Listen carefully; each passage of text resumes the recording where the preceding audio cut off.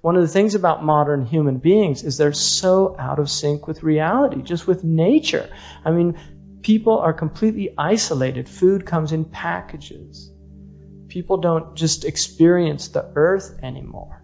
I mean, people live in cities that are just all cement, and skyscrapers block out the sky. And there's a lot of people don't even know that the sun traverses the sky every day. They're not even aware of that fact. And these astronomical centers get calls all the time where people are horrified that they saw the moon during the daytime, and they want to know why the moon's out in the daytime. Literally, I read that in an astronomy book where people just see the moon for the first time in the daytime, and what's it doing up there in the sky? That's only supposed to come out at night. And so this is a type of detachment that people have. And I remember being in New Mexico with a group of inner city youth who'd never been outside of New York or New Jersey. And that night when the stars came out, they were in shock. They were literally in shock. And one of the things Emerson said is, how, if the stars only came out once every 1,000 years, how would we even know how to adore God?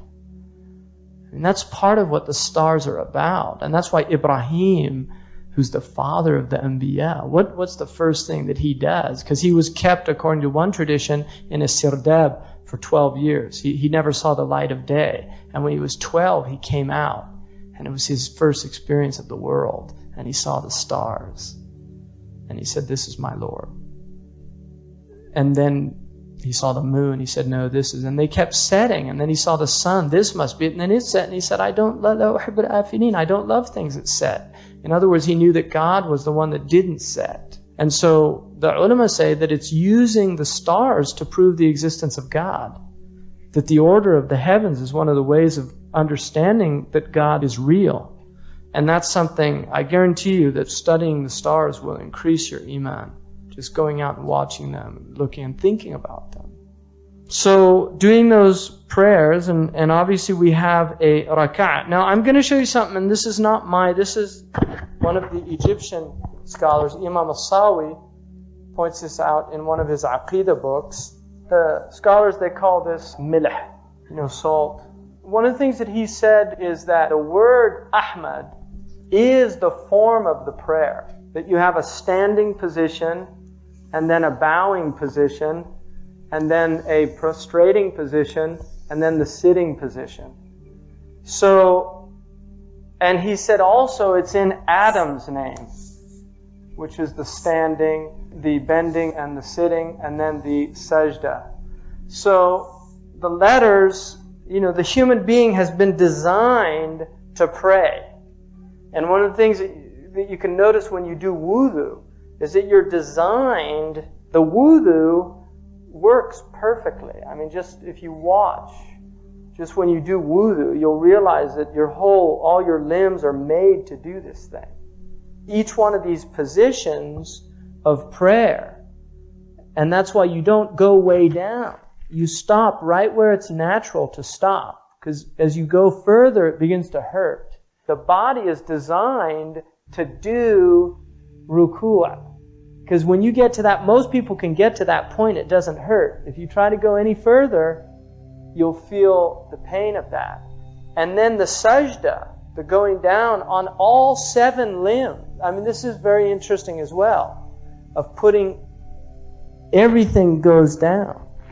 And then sitting as well, this sitting position. So each one of these positions, the prayer conforms with the body perfectly.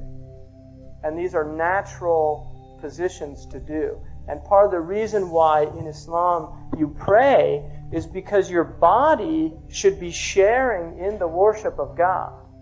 So the body itself is participating. It's not, you don't just sit and meditate. It's not in your head. That your body is actually worshiping with you. And this removes this kind of dualistic mind-body separation. It's a very profound, and really, if you're on a strong path, you will spend your life perfecting it and mastering it. You will never reach the ultimate prayer. And that's why the prayer is something that must be done every day, 5 times a day, until you die. Because, one of the things about kadas, when you do a kata, the reason that they have to do them every day is not just to keep remembering them, but to perfect them.